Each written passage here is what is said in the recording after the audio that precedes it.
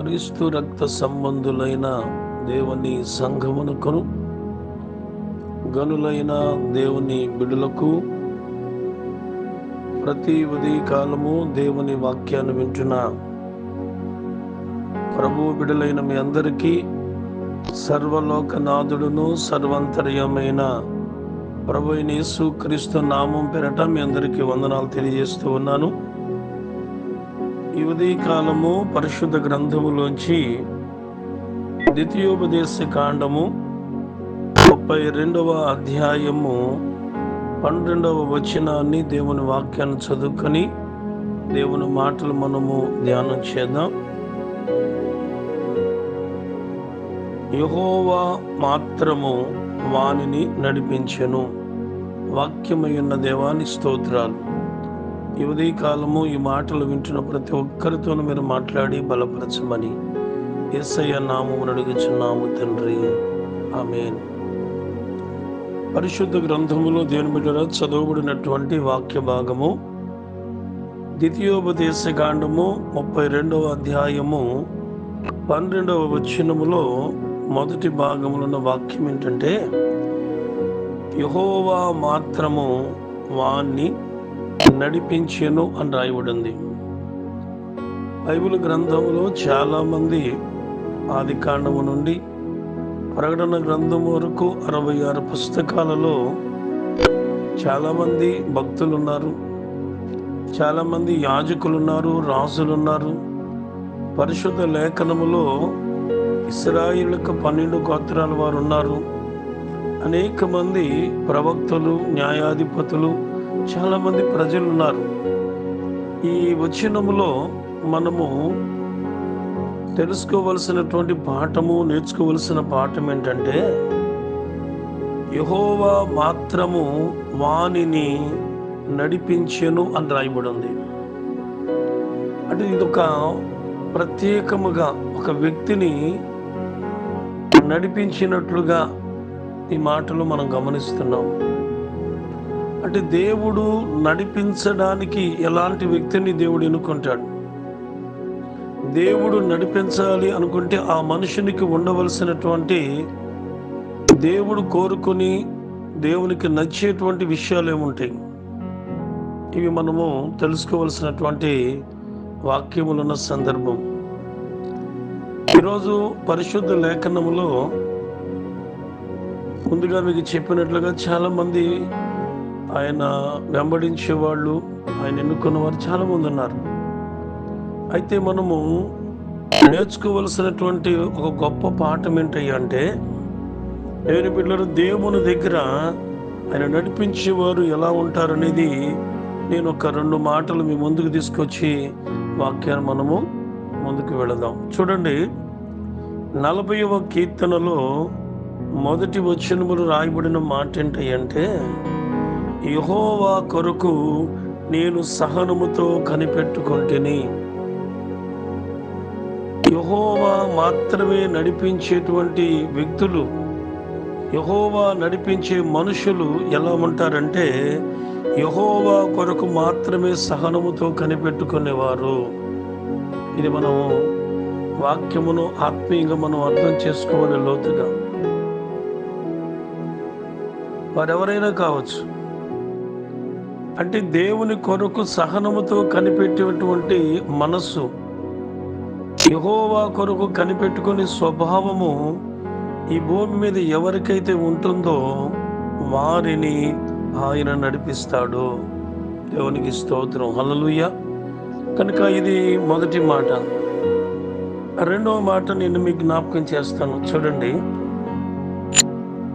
యోహాను రాసిన సువార్త 13వ అధ్యాయము మొదటి వచనములో రాయబడిన మాట, లోకములోనున్న తన వారిని ప్రేమించి వారిని అంతము వరకు ప్రేమించెను. అంటే దేవుడు ఎవరినైతే ప్రేమిస్తాడో, ఏ సమాజములో, ఏ దేశములో, ఏ ప్రాంతములో ఉన్న వారినైనా దేవుడు ఎవరినైతే ప్రేమిస్తున్నాడో దేవుడు ప్రేమించే వారిని ఆయన నడిపిస్తాడు. దేవునికి స్తోత్రం, హల్లెలూయా. ఈరోజు మనము ఆలోచన చేద్దాం. పరిశుద్ధ గ్రంథములో, దేవుని గ్రంథంలో రాయబడిన మాట ఒకసారి మనం అర్థం చేసుకుందాం. యెహోవా మాత్రమే వానిని నడిపించెను. ఎవరు నడిపిస్తారు? దేవుని బిడ్డలారా, మనం ఈరోజు ప్రభువు దగ్గరికి వచ్చిన తరువాత చాలా సమయాలు, చాలా సందర్భాలలో చాలా మందికి ఉండవలసినటువంటి ఆత్మ సంబంధమైన ఈరోజు మీకు చెప్పినటువంటి మాటలు, సహనముతో దేవుని దగ్గర కనిపెట్టుకునేటువంటి సహనం కలిగిన వారు దేవుడు ఎరిగి ఉన్నాడు. దేవుడు మానవులను ప్రేమించడానికి, ఆయన చేత ప్రేమించబడడానికి మానవుడు కూడా ఆ వ్యక్తికి ఉండవలసినటువంటి ప్రతి లక్షణము కూడా దేవుడు చూస్తాడు. దేవుడు ప్రేమై ఉన్నాడు. ఆయన ప్రేమ స్వరూపి అని బైబిల్ చెప్తూ ఉంది. దేవుడు లోకమును ఎంతో ప్రేమించెను. ఆయన ప్రేమించే దేవుడు కనుక, ప్రేమించిన దేవుడు నేనేం చేస్తున్నాడంటే నడిపించే దేవుడుగా ఉంటున్నాడు. దేవునికి స్తోత్రం, హల్లెలూయా. నేను బైబిల్లోంచి మీకు ఒక వ్యక్తిని మీకు జ్ఞాపకం చేస్తాను. తిష్బీయుడు అయినటువంటి ఏలియా, ఇతనికి భార్య కానీ, బిడ్డలు కానీ, తల్లిదండ్రులు కానీ, తనకు తోబుట్టువులు కానీ ఎవరు ఉన్నట్లుగా మనకి కనబడడు. ప్రభువు ఇతనిని ఆయన నడిపించాడు. ఎప్పుడు దేవుని దగ్గర సహనంతో కనిపెట్టుకుని గుణం, దేవుని చేత ప్రేమించబడినటువంటి వ్యక్తిగా మనము ఏలియాను మనం చూడగలుగుతాం. ఏలియాని దేవుడు, ఏలియా నీవు కేరూతు వాగు దగ్గరికి వెళ్ళి ఆ వాగు దగ్గర ఉండు అన్నాడు. ప్రభువు నడిపించినట్లుగా వెళ్ళి అక్కడే ఉన్నాడు. ఆ తర్వాత దేవుడు అతనిని ఎక్కడికి వెళ్ళమంటే, సారైపతులకు వెళ్ళమంటే సారైపతులకు వెళ్ళాడు. ప్రభువు తనను నడిపిస్తూ ఉన్న కొలది అతను నడుచుకుంటూ వెళుతూ ప్రయాణించినట్లుగా మనం చూస్తాం. అయితే ఏలియా ఒక రోజున తన పరిచర్య ప్రభువు అప్పగించింది చేసుకుంటూ వెళుతూ, ఇశ్రాయేలు ప్రజల నిమిత్తమై ఏలియా దేవుని దగ్గర ఒక రోజు అగ్నిని రప్పించు ప్రభువా అని దేవుని అడిగితే అగ్ని రప్పించి ఇశ్రాయేలు ప్రజలలో ఉన్నటువంటి 2 రకాల తలంపుల నుంచి వారు విడుదల పొందే విధముగా కార్యం జరిగించాడు. ఆ తర్వాత ఏలియా ఆహాబు రాజుగారి యొక్క భార్య, ఆమె ద్వారా వచ్చినటువంటి ఒక వర్తమానాన్ని విని అడవిలోనికి వెళ్ళి ఆ అరణ్యములో బర్దరి వృక్షం మీద కూర్చొని ఏలియా దేవుని దగ్గర ఎప్పుడూ చేయనటువంటి ఒక వేదనకరమైన ప్రార్థన చేస్తూ ఉన్నాడు. ప్రార్థించి సొక్కిపోయాడు. ఆ సమయంలో దేవుని దూతను పంపి ఏలియాను ముట్టి లేవనెత్తి, ఈ రొట్టెను తిను, నీకు శక్తికి మించిన ప్రయాణం ఉంది, నేను నిన్ను నడిపిస్తున్నాను అని దేవుడు అతనిని ఎక్కడికి నడిపించాడు అంటే, తన తరువాత మరొక ప్రవక్త కావాలి.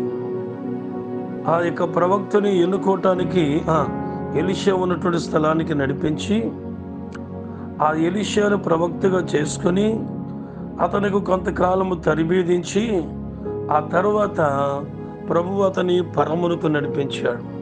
అనగా ఎక్కడికి అంటే, మరణము కూడా చూడకుండా ప్రభువు ఉండేటువంటి పరలోక రాజ్యానికి గుర్రముల మీద, రథముల మీద ఏలియాను దేవుడు నడిపించాడు. దేవునికి స్తోత్రం, హల్లెలూయా. ఈరోజు సార్వత్రిక సంఘాన్ని కూడా దేవుడు ఆయన అలాగే నడిపించి ప్రభువు తన యొద్దకు సంఘాన్ని తీసుకుని వెళ్ళాలని ప్రభువు కోరుకుంటున్నాడు. ఆ రీతిగా దేవుని బిడ్డలారా, ఆయనతో సహనముతో కనిపెట్టే వారిని, ఆయన ప్రేమించిన వారిని ఆయన నడిపిస్తాడు. ప్రభు మాటలు దీవించునుగాక.